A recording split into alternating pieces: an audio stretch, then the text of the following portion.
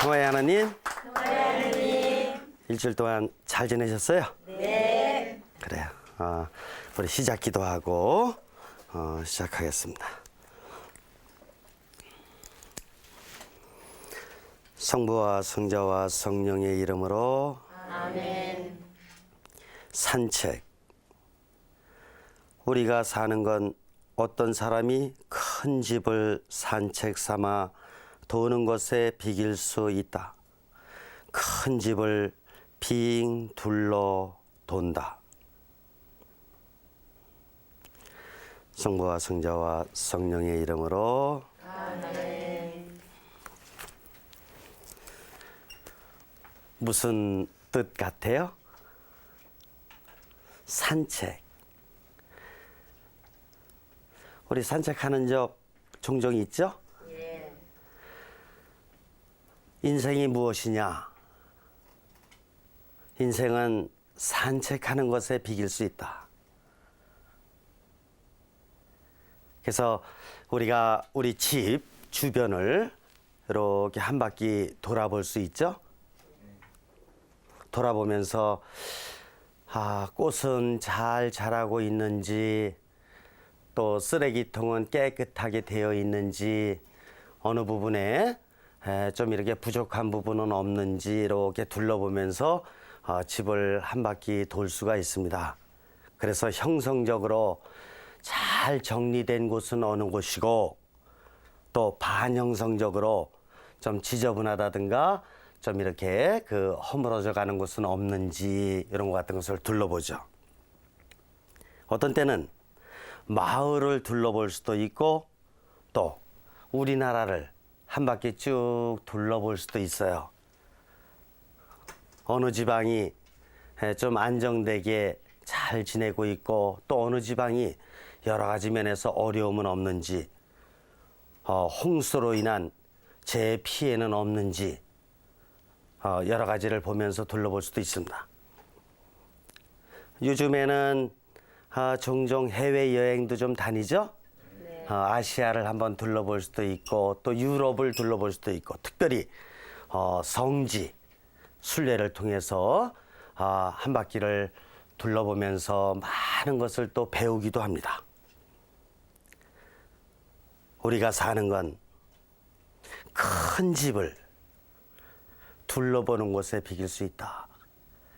우리 가정집 둘레부터 시작해서 이 온 우주가 하나의 큰 집이니까 둘러보면서 우리가 형성적으로 배워야 될 것은 무엇이며, 또 반형성적으로 되어 있는 부분에 우리가 노력해야 될 점은 무엇인가. 이것이 우리가 인생을 살아가는 것 아니냐. 저자는 그렇게 묵상하는 것 같습니다. 그래요. 공부 시작하죠. 오늘은 35쪽에 도표를 먼저 설명드리고, 그리고 본문을 공부하도록 하겠습니다. 지난주 시간까지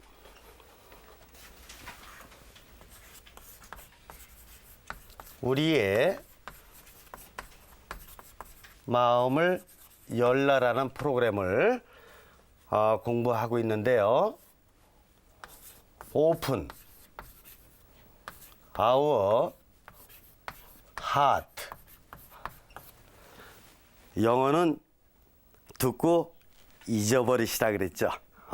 신경 쓰지 마시고, 그러나 또 필요한 분들에게는 이것이 의미가 있을 수 있기 때문에 제가 필요한 부분만 조금씩 이렇게 사용하도록 하겠습니다. 하느님께서 우리를 창조하셨다. 그래서 우리를 뭐라고 표현한다고 하냐면은 토대를 이루는 생명 형태다. 이렇게 표현한다고 했습니다. 내가 무슨 토대를 가졌느냐를 삼중 구조로 본다고 했습니다. 우리가 쉽게 전통적인 용어를 쓰게 되면은 육신, 그 다음에 정신, 그리고 마음, 이렇게 볼 수 있고 마음은 또 이렇게 동양에서의 마음이지만 서양에서는 영이다, 스피릿이다 이렇게 사용한다고 말씀드렸어요. 여기 형성과학에서는 육신이라는 용어 대신에 생체라는 용어를 씁니다. 왜 생체라 그러냐면은 육신 그러면은 전통적으로 정신보다 하위에 이런 의미로 사용한 적이 많고 하기 때문에 이렇게 육신이라고 받지를 않고 여기서는 생체 영어로다가는 바이탈이다 이렇게 사용을 합니다. 생생한 몸이다, 살아있는 몸이다 이런 뜻이죠. 특별히 몸이 없으면 정신이라든가 마음을 생각할 수가 없다고 말씀드렸어요. 몸이 죽었는데 정신이 어떻게 살아있고 마음이 어떻게 살아있을 수가 있어요. 그러니까 몸은 이렇게 정신이나 마음에 못지않게 대단히 중요한 하느님께서 주신 그런 선물이다 이렇게 봐야 되는 거죠. 그래서 생체, 바이탈이라고 쓰고 정신을 뭐라고 쓴다 그랬냐면은 정신은 역할이라고 쓴다 그랬습니다. 왜 그러냐면은 보통 정신을 의식, 이성 이렇게 사용하면은 전통적으로다가 우리가 무엇인가를 과거를 기억해내고 그리고 상상을 하고 미래를 조금 예견하고 어떤 계획을 세우고 뭐 이런 거 정도로 생각하는데 형성과학에서는 역할이라고 함으로 해가지고 정신에 또다시 더욱더 중요한 역할을 이렇게 부각시키고자 역할이라는 용어로다가 이렇게 사용을 하게 됩니다. 무슨 역할이냐라는 것은 조금 이따가 제가 강의 중에 다 설명을 해드릴 것이에요. 역할이라는 것은 영어로 functional이라고 볼 수가 있습니다. 역할, 기능, 역할 이런 뜻이죠. function이라는 것이. 그 다음에 마음, 영이라는 것인데 이것은 초월이라는 의미로 이렇게 받는다고 했습니다. 초월 뭐냐? 물론 육신도 초월하고 정신도 초월하지만 우리 인간의 궁극적인 완성은 이런 마음의 완성에서 이루어지는 것이기 때문에 육신적으로다가 우리가 노쇠한다고 하더라도 정신적으로다가 기억력이 좀 감퇴된다고 하더라도 마음, 영만큼은 하느님의 모상으로서 하느님을 온전히 닮을 수 있을 때까지 계속해서 형성돼 나아가는 것이고 초월돼 나아가는 그런 기능이라고 볼 수 있습니다. 그래서 초월, transcendent.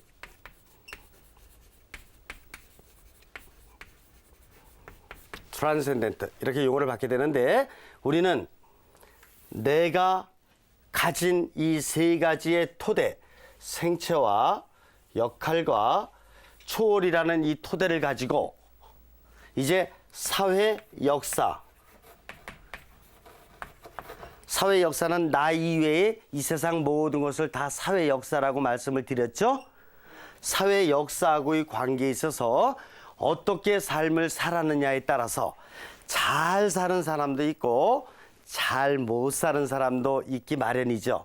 어떻게 살았느냐에 따라서 나의 이제 실제적인 나의 모습을 이야기할 수 있겠다 말씀드렸어요. 이것을 실제적인 나의 삶의 형태라고 볼 수가 있겠습니다. 그래서 요거를 세 가지로 구분해서 말씀드렸는데 이런 육신적인 부분은 외양 형태다 이렇게 말씀드렸어요. 기억나시죠? 네. 그 다음에 정신적인 모습은 교류 형태 또는 유통 형태다 이렇게 말씀을 드렸고 마음, 정신은 핵심 형태다.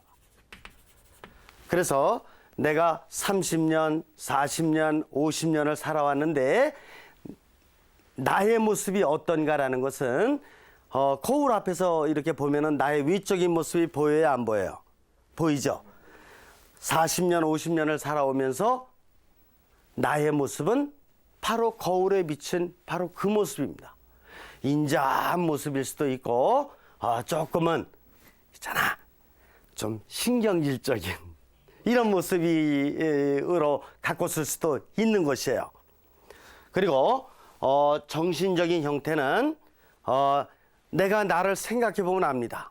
내가 머릿속이 늘 맑고 이렇게 뭔가 덕을 잘 쌓으려고 하는 이런 아주 좋은 정신으로 되어 있는지, 아니면 조금 욕심스러운 생각이 많아서 머릿속이 좀 복잡하고 또 이기적으로, 그것도 상대방과의 관계에 있어서 경쟁적으로 이렇게 내 정신이 되어 있는지 스스로가 판단할 수 있슈 없슈? 있을 것이에요. 그래서 나의 이런 그 정신적인 교류는 잘 되고 있는지, 아니면은 너무나 이기적으로 되어 있는지, 이런 것 같은 걸 생각해 볼 수 있고, 핵심적인 형태는 이렇게 우리가 일생을 살아오면서 비교적 항구하게 변하지 않는 나의 내면이라고 이렇게 말씀을 드렸어요.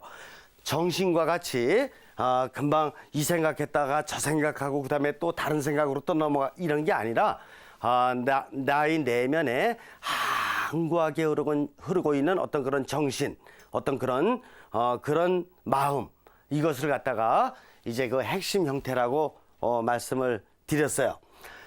이런 모습은, 나의 실제적인 모습은 내가 가진 생체와 정신적인 역할과 마음의 초월적인 힘을 사회 역사하고의 관계에서 잘 교류를 했는지 안 했는지에 따라서 나의 모습이 좋을 수도 있고 안 좋을 수도 있다, 이렇게 볼 수가 있는 것입니다.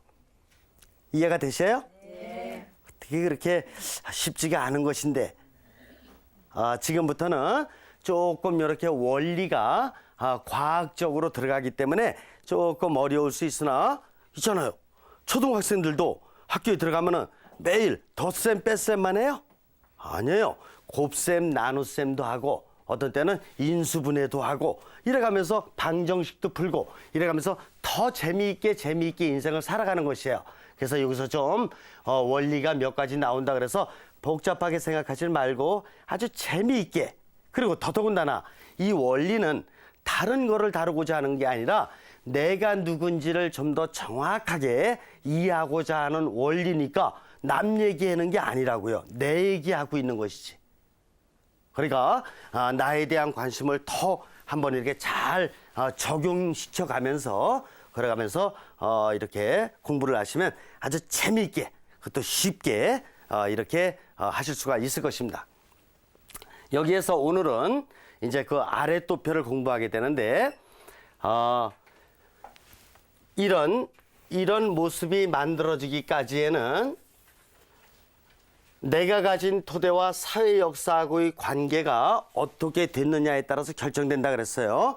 그런데 내가 가진 힘이라는 것은 뭐냐, 이걸 생각해 봐야 되는데, 생체가 가진 힘을 뭐라고 얘기를 하냐면은 여기서는 충동의 에너지다, 이렇게 보는 것입니다.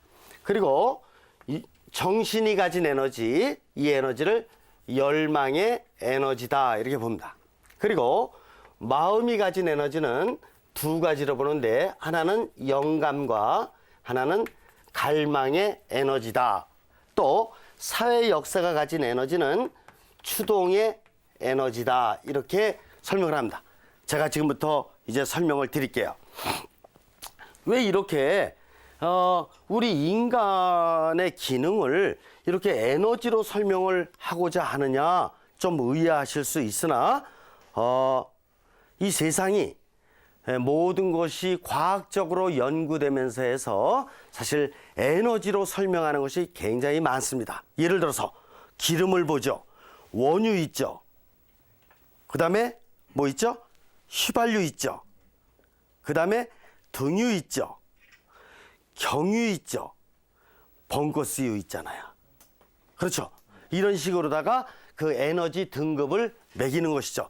여러분들 집에서 우리 가족들에게 비타민 주는 적 있죠? 어떤 경우에는 비타민 A를 주고 간이 좀 이렇게 안 좋을 경우에 어떤 경우에 비타민 C를 주고 비타민 C는 우리 종종 그냥 들고 다니면서도 먹는 분들 이때 보니까 그래요? 어떤 경우에는 비타민 E를 줄 때도 있고 또 어떤 경우에는 종합 비타민도 주고 이래가면서 그런 것이 다 이렇게 에너지별로다가 구분을 한 것이다 이렇게 볼 수 있어요. 우리 인간도 이렇게 에너지로다가 구분하는 여러 가지가 있어요. 여러분들 시력도 그냥 눈으로 본다 이렇게 해도 되는 건데 잘 보인다 잘 안 보인다 이렇게 해도 되는 건데 시력 재요 안 재요? 시력 재보신 적 있으요? 그쵸? 시력 재가지고 1.2다 아니면 0.8이다 뭐 이렇게 하면서 시력 재는 거죠. 청력도 재죠. 혈압도 말해 재요. 그래가지고 혈압이 100에 50 그러면 뭐예요? 그러면 저혈압이지. 그럼 막 신경 쓰고 그러죠. 어떻게 혈압을 높이냐? 180에 140 그것도 뭐예요? 고혈압. 이것이 다 이렇게 수치화된 이런 에너지로다가 한번 표현해 보려고 이렇게 노력하고 있는 것이고 우리가 가진 기능이 이런 토대를 가지고 있다면은 이 토대도 나름대로 육신적인 에너지가 있습니까 없습니까? 있어요. 육신적인 에너지가 있잖요. 한 5일만 굶으면 이게 말에 힘이 없잖요. 에너지가. 정신적인 에너지도 있어요 없어요? 있죠. 그래서 정신적인 에너지를 가지고 뭐 초등학교 때라든가 이럴 때는 아주 쉬운 공부만 조금 하지만 벌써 중학교 또 고등학교만 들어가도 있잖아요. 아주 굉장히 깊이 있는 공부. 우리나라는 더더군다나 아주 고등학생만 되더라도 있잖아요. 아주 공부 레벨이 상당히 높아요. 고등학교 3학년 학생들 수학 공부하고 그러는 것이 미국 같은 데서 벌써 대학교 1학년, 2학년 학생들 하는 거를 벌써 한다 그러잖아요. 그러니까 우리나라 사람들이 머리가 굉장히 좋은 거예요, 원래는. 상당히 순수하고 좋고. 그래서 이런 정신적인 에너지가 있죠. 그리고 영적인 에너지도 이슈 없슈. 있어요. 그것 좀 어떻게 설명해 주실까? 문제는 그건데 육신적인 에너지는 힘쓰면 나오는 거고 정신적인 에너지도 공부하고 이러면 이럴수록 많은 것을 알고 많은 걸 얘기할 수 있고 이렇게 그러긴 한데 영적인 에너지 그걸 어떻게 좀 설명 좀 해주실래요? 제가 좀 배우고 싶은데 영적인 에너지 제가 좀 설명드릴게요. 영적인 에너지는 영감과 갈망으로 나누는데 영감은 인스피레이션, 갈망은 어스피레이션스.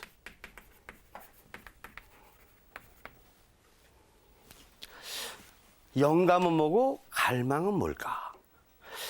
우리가 육신과 정신적인 차원에서 열심히 생활하려고 노력하지만은 완전할 수 없죠. 늘 부족하다는 걸 느끼게 되죠. 더 좀 이렇게 좋은 이런 삶을 살아갈 수 없을까? 이런 생각을 늘 하기 마련해요.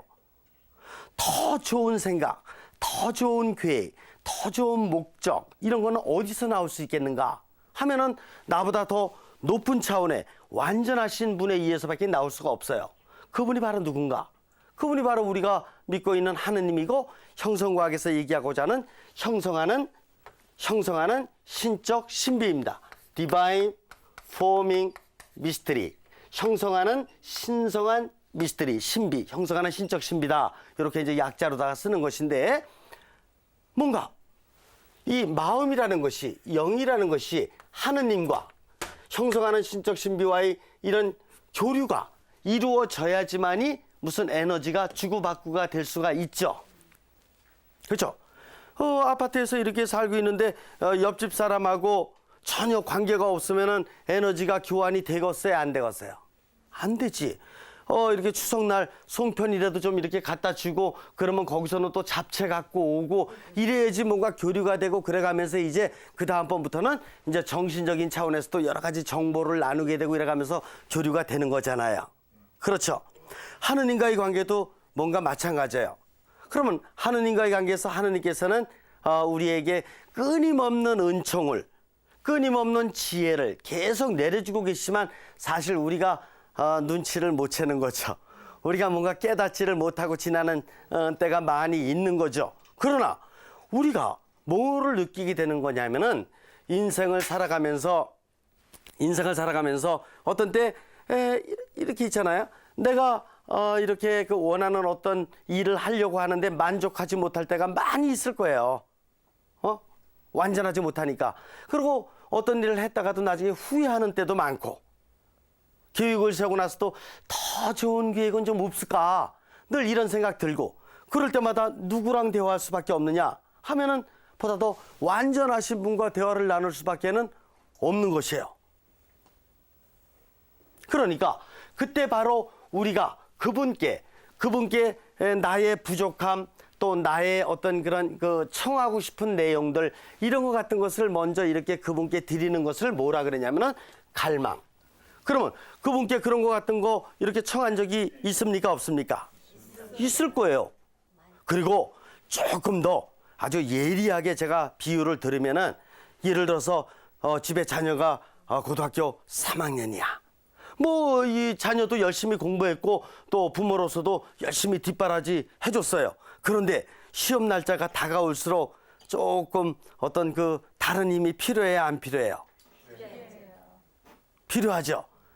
그렇기 때문에 그냥 지금까지 정성껏 노력해왔던 이런 모든 것들이 아주 좋은 결실로 나올 수 있도록, 그리고 학생도 노력해온 만큼 최선을 다해서 시험에 임할 수 있도록 이런 지향을 가지고 우리가 그분의 힘을 청하죠. 그러면 그분께서 응답을 주십니까? 안 주십니까? 받는 적도 있고 못 받는 적도 있고 받은 것 같기도 하고 못 받은 것 같기도 하고. 그렇죠.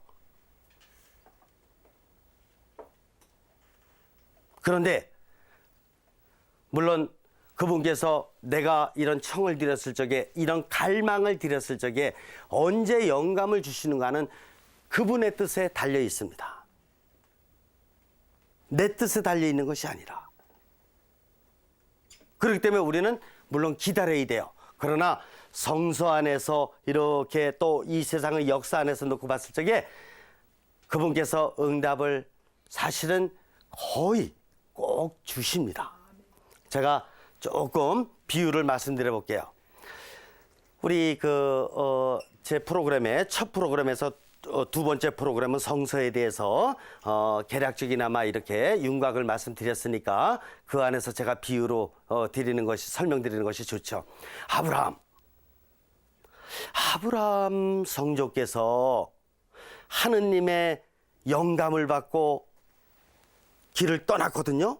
어떻게 보면 하느님께서 그냥 아브라함에게 여보게, 제가 밀려 좀 오게, 내가 이제 길을 가르쳐 줄 테니 그냥 길을 떠나게. 거기 젖과 꿀이 흐르는 땅이 있고, 그리고 자네 후손들을 갖다가 내가 영적인 후손들로서 하늘의 별수보다 많이 많게 해주겠네. 이러면서 탁 말씀드린 것 같죠.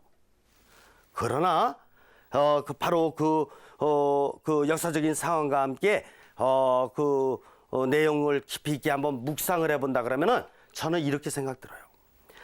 당시 아브라함이 살고 있었던 그 메소포타미아 지방은 우상 숭배로, 그리고 조금 퇴락된 삶으로 부패되어 있는 그런 지방이었습니다. 그래서 아브라함은 늘 무슨 생각을 했을 것 같으냐면은 어떻게 하면은 받아도 인간답게 바르게 좀 살아갈 수 있을까? 이런 우상이라든가 부패된 타락된 삶이 아니고 어떻게 하면 맑고 정말 거룩한 삶을 좀 잘 살아갈 수 있을까? 또 이런 세상을 어떻게 좀 좋은 세상으로 좀 변화시킬 수 있을까? 이런 고민을 하면서 이 고민을 누구에게 말씀드릴 수밖에 없었냐면은 바로 형성하는 신적 신비 하느님께로. 육신적이거나 정신적인 차원에 있어서는 이 문제가 해결이 안 돼요. 그 많은 사람들이 다 이렇게 타락된 삶을 살아가고 있는데 정신적으로다가 그 나약한 몸으로 뭘 해결을 하냐고? 어려워요. 그래서 그분께 말씀을 드리는 것입니다. 이것이 갈망이에요. 그런데 그분께서는 이제 무슨 응답을 주시는 거냐면은 무슨 영감을 inspirations 무슨 영감을 주시는 거냐면은 어느 날 아브라함의 마음 안에 아브라함의 영 안에 자네 이제 내가 장차 보여줄 땅으로 떠나라. 거기에서 이제 새로운 민족 또 새로운 삶의 터전을 가꿀 수 있도록 이렇게 하라. 그래서 아브라함이 길을 떠나게 되는 것이다. 그래서 아브라함이 하느님께 드렸던 이런 갈망들, 그걸 하느님께서 받아들이시면서 아브라함에게 길을 떠나라는 영감을 주셨다. 모세 이야기를 좀 한번 볼까요? 모세는 하여간 왕궁에서 자라고 있었으니까 부귀영화뿐만 아니라 하여간 불편한 게 없죠. 그렇게 지내고 있었죠. 그런데 모세가 어느 날 시장 2번 이렇게 나갔다가 하여간 싸움하는 장면 목격하고 거기서 사건이 벌어지는 바람에 어쨌든 신분이 발각돼서 도망갈 수밖에 없었잖요. 그런데 모세가 왜 에집트인과 히브리인이 싸움할 적에는 에집트인을 죽였고 히브리인과 히브리인이 싸움했을 적에는 이거 죽이지도 못하고 살리지도 못하고 이래다가 결국 신분 노출이 되느냐? 모세의 마음 안에는 늘 무슨 생각이 있었어요. 뭐가 있었냐? 야, 에집트의 노예 생활 정말 이런 구박받고 강제 노역이나 끌려다니고 이런 동족 이스라엘 민족에 대한 연민, 아주 안타까움. 그래서 모세는 아마도 내면으로 하느님께 많은 청을 드렸을 것이에요. 정말 하느님, 제 동족 너무 불쌍합니다. 제 동족을 좀 구해 주셨으면 좋겠습니다. 늘 이런 갈망을 드리게 되었고, 그러다가 이 사건이 발생된 걸 계기로 해서 이제 도망가는 것 같지만 사실은 하느님께서 그런 사건을 통해서 섭리하고 계시다라고 이렇게 저는 묵상을 하고 있고, 그리고 도망갔던 곳에서 어떻게 됩니까? 미디안 지방으로 도망가서 거기서 이렇게 결혼도 하고 이런 일상적인 사건도 있지만은 결국은 장인어른의 이렇게 직업인 양치기, 그래서 가축을 몰고 다 갔다가 시나이산에 도착하게 되잖아요. 하느님의 섭리로 시나이산에 딱 도착하게 됐고, 거기서 출애굽기 3장에 타는 떨기에 불 붙지 않는 이런 하느님의 현현, 이런 장면을 보면서 너무나 놀라죠. 바로 거기에서 하느님의 응답이 이제 오는 것이죠.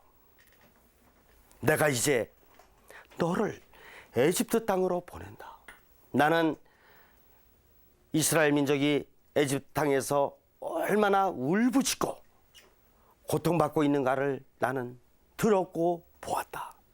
너를 에집트 파라오 왕에게 보낼 것이니 내 민족 이스라엘을 구출하라. 그때 이제 영감을 받는 것입니다.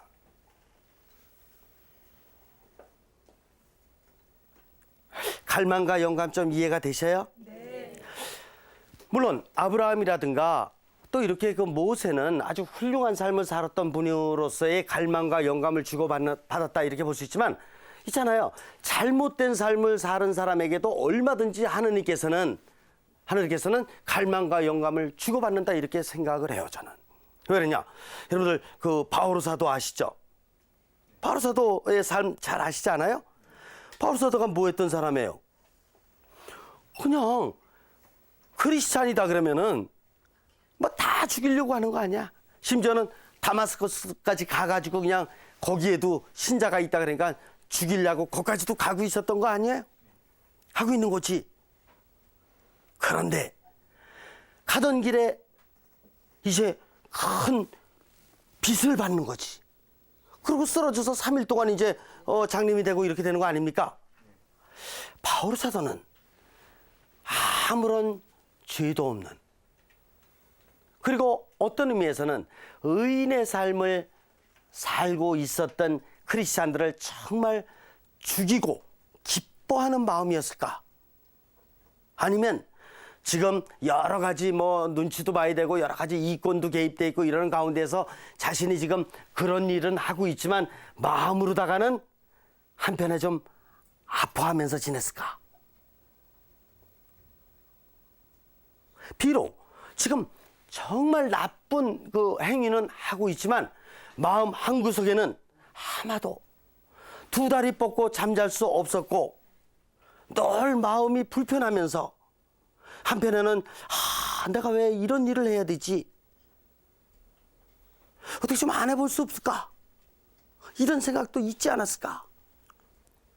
하느님께서 주신 토대는 아무리 나쁜 짓을 하는 사람이라도 육신과 정신뿐만 아니라 바로 마음이라는 정말 우리 인간으로서 빼낼 수 없는 이 씨앗이, 이 토대가 내 안에 이미 구유되어 있기 때문에 뺄래야 뺄 수가 없습니다.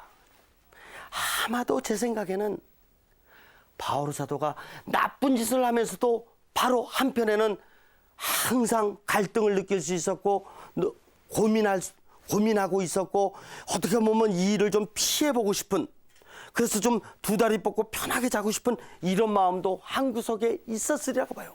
어떻게 보면 다른 어느 누구보다도 마음 한구석에서는 정말 처절한 고뇌를 하고 있었을지 모른다. 저는 그렇게 생각해요. 제가 있잖아. 저도 중학교 3학년 때 뭐 아주 잘못된 건 아니지만 조금 잘못된 삶 살아본 적이 있어요. 그게 바로 뭐냐? 중학교 3학년 때 친구들 이렇게 저기 친한 친구 녀석들이 4명이 있었는데 중학교 3학년 1년 동안 화투치기 했슈. 1년 동안 정말 화투치기 열심히 했어요. 열심히 이렇게 하는데 그것도 어느 집에 가서 했냐면은 이거 방송인데 있잖아요. 괜찮아요. 있잖아. 진실로 살아야 돼. 있는 사건을 숨기지 말고 그대로. 그 집이 교장 선생님 집이야. 근데 그 아들하고 친한 친구니까. 그래서 같이 거기 가서 이제 학교 끝나게 되면 가가지고 이제 그 당시에 뭐 이렇게 뭐 화투 조금 하는 거 있잖아요.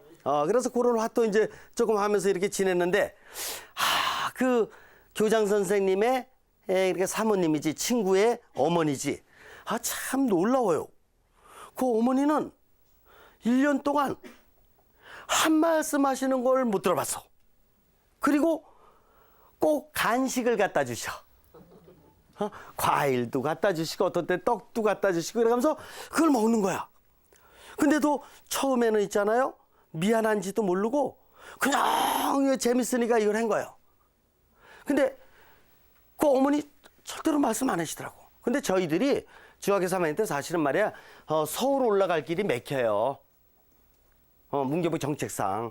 그 전교에서 다 뭐 매일 10등 안에서 뭐 매년 그렇게 하고 있는데 뭐 서울 갈 길도 막히고 저희들도 조금은 따분한 거지. 이게 뭐 해야 되냐 그러면 서울도 못 가고 어차피. 그래가지고 거기서 저희들 놀다 보니까 조금은 반영성적인 길로 빠진 거지. 그래서 다른 거 할 수도 있었는데 사실은 화투를 어떻게 하게 됐어요. 왜 이렇게 됐는지 저도 모르겠어. 어쨌든 간에 기장했어요. 그리고 고등학교 졸업하는 날도 있잖아요. 그냥 고등학교 시험 보는 날. 시험 보러 가는 전날도 그냥 화투 몇 시간 치고 그러고 나서 가서 시험 본 거지. 근데 다 됐어. 그런데 시험 끝나고 딱 나왔는데 묘하게도 마음에 느껴지는 바가 있어요. 그 어머니가 딱 떠오르더라고. 그 어머니의 모습이.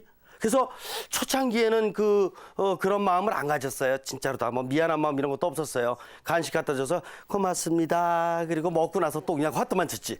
근데 어느 틈엔가 그 어머니께 대한 미안한 마음이 서서 이렇게 들기 시작했던 거예요. 그러다가 시험을 딱 끝나고 나오는데 어저께도 화도치기 하고 와서 시험 봤는데도 시험 잘 볼 수 있도록 해주셔서 정말 감사드리고, 그리고 나서 생각해 보니까 좀 미안하더라고요.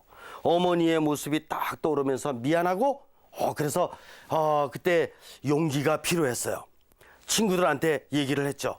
야, 우리 오늘부터 화도치기 좀 하나만 어떨까? 근데 묘하게도 다른 친구들이 즉시 뭐라 그러냐면, 그래, 하지 말자. 이게 서로 똑같았던 거예요. 그러니까 화도치기를 하면서도 미안하고, 어떻게 이게 말이야, 그런 이런 갈등의 마음으로 자꾸 쌓여져 갔던 것이에요. 그래서 이걸 어떻게 좀 안 했으면, 그렇다 그래서 그때 뭐 신앙이 깊은 게 아니니까 하느님께 무슨 뭐 청을 드리거나 이런 건 아니지만, 하느님께서 그런 거 안 하려고 그랬던 우리들의 그 갈등 어린 마음 같은 거 다 헤아리겠슈, 안 헤아리겠슈?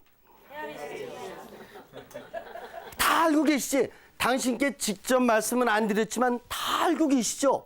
그러면서 응답을 주시기를, 영감을 주시기를, 무슨 영감을 주셨느냐, 그때 제가 딱 떠오른 게 있었어요. 기가 막히게 딱 떠오르는 영감이 있었는데, 그게 바로 뭐냐면은, 오늘부터 이제 화도치기 하지 말고 윷놀이 해라. 그래가지고 그날부터 윷놀이로 바꾼 거예요. 그때 시험 시즌은 항상 겨울이잖아요. 겨울 춥고 그래요. 그래서 야, 우리 윷놀이 하면 어떻겠느냐. 그랬더니 그냥 좋다 그러더라고. 그래서 그날부터 윷놀이하고 이렇게 하고 그래가면서 이제 자주 그런 것이 아니라 조금 더 이제 좋은 생각 가지고 이렇게 하면서, 저도 이제 그때부터 본격적으로 이제 성당 학생회라는 걸 들어가게 되고, 또 조금은 철이 들지 않아. 고등학교 벌써 들어가면은 많이는 안 드나 조금은 들지. 그래서 이제 그때부터 신앙생활하고 이렇게 하게 됐는데, 그런 것도 비단 좀 잘못된 삶을 살고 있지만 마음 한구석에는 하느님께서 주신 정말 좋은 씨앗, 마음, 영이라는 것이 있기 때문에, 이런 갈등을 통해서, 고민을 통해서 하느님께 이런 갈망을 드리게 되고, 하느님께서는 그거 다 헤아리십니다. 헤아리시면서 이제 영감을 주시는 것이다. 그렇다고 하면은 우리가 이런 갈망과 영감의 에너지가 우리 안에 있다라는 것을 부정할 수 없죠. 있는 것입니다. 그래서 이런 이제 갈망과 영감, 열망과 충동, 이 에너지를 가지고 사회 역사와 어떻게 좋은 관계를 주고받고, give and take를 하느냐에 따라서 내가 아주 좋은 모습으로 살아갈 수도 있고 좋지 않은 모습으로 살아갈 수도 있게 된다. 이해가 되십니까? 이해가 되십니까? 네. 그래요. 그래서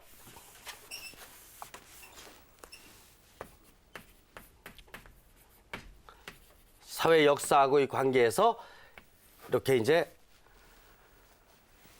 생체, 역할, 정신적인 에너지가 이제 사회 역사의 추동의 에너지와 교환을 하면서 우리 안에는 뭐가 생깁니다.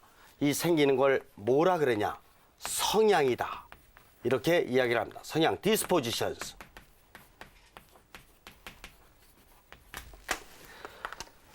일반적으로다가는 여러분들이 그런 용어를 많이 들어봤을 것입니다. 습성이다, 습관이다, 이런 거 들어보셨죠?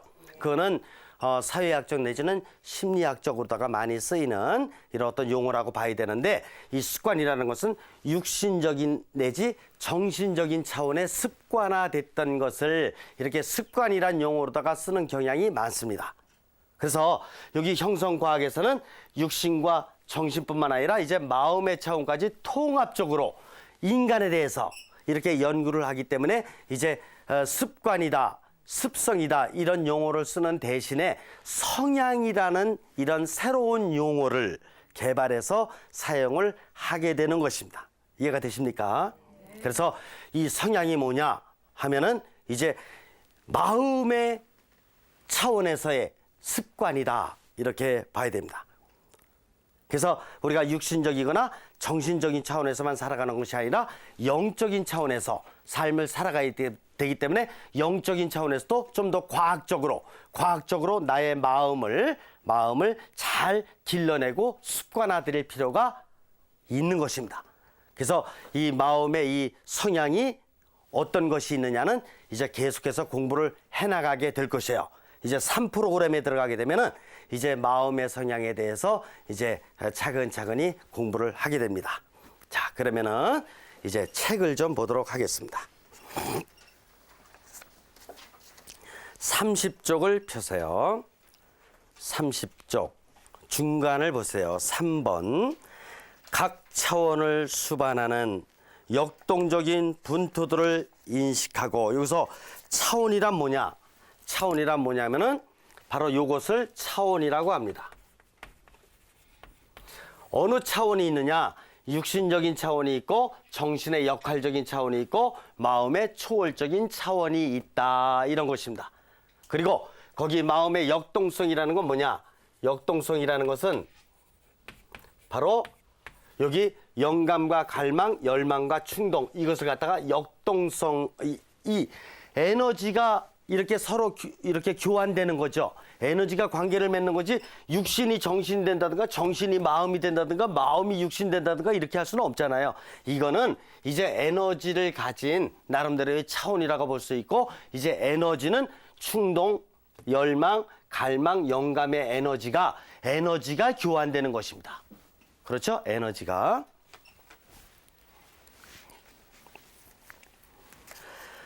역동적인 분토들을 인식하고, 만일 우리가 영적인 성숙을 이루어 성장하고자 한다면 왜 모든 것들이 통합되지, 거기다 밑줄을 그으세요. 통합되지 않으면 안 되는가를 논의해야. 그래서 통합된다라는 뜻이 뭐냐? 육신만 갖고 살아도 안 되고 정신만 갖고 살아도 안 되고 영적으로만 살아도 안 되는 것이에요.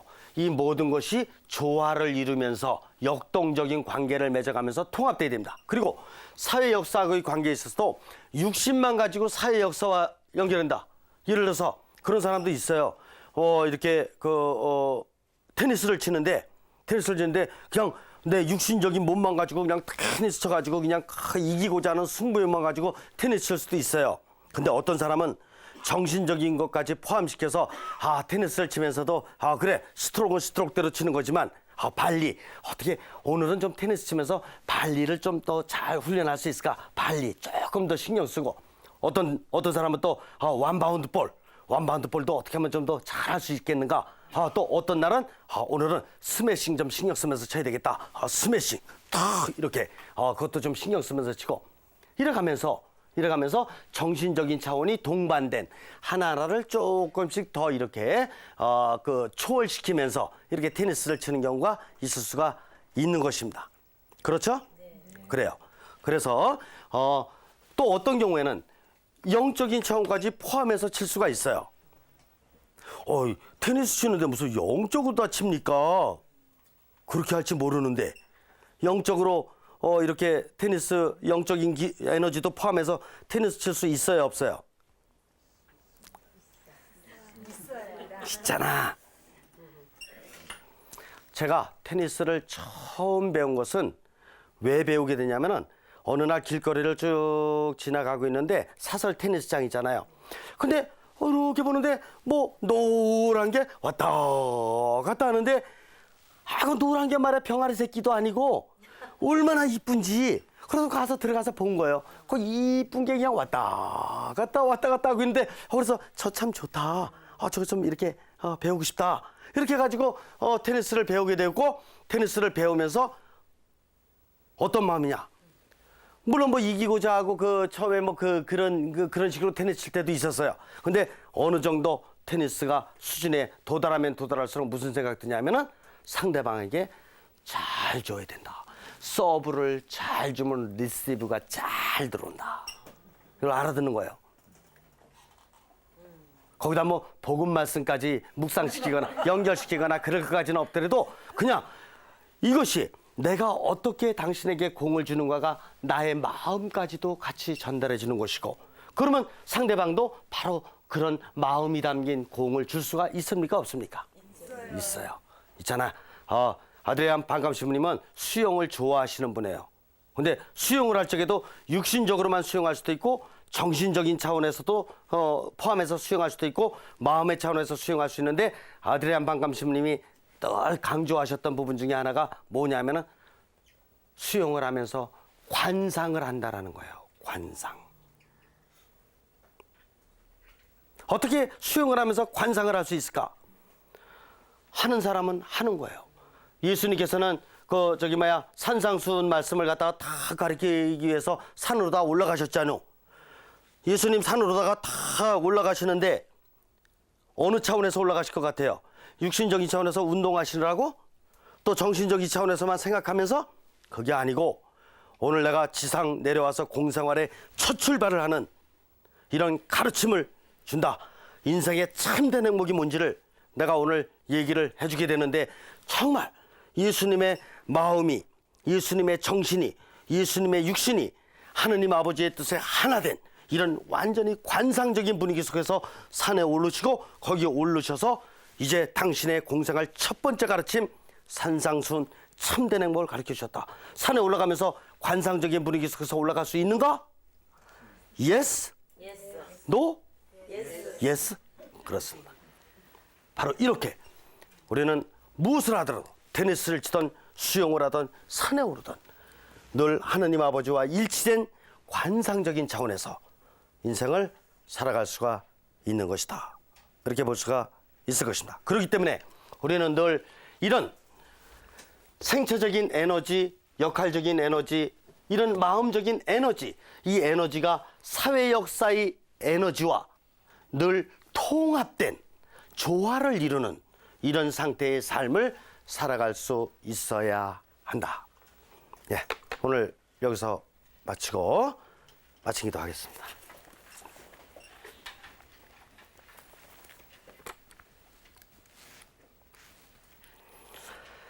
성부와 성자와 성령의 이름으로 아멘. 산책. 우리가 사는 건 어떤 사람이 큰 집을 산책 삼아 도는 것에 비길 수 있다. 큰 집을 빙 둘러 돈다. 영광이 성부와 성자와 성령께 성부와 성자와 성령의 이름으로 아멘. 수고하셨습니다.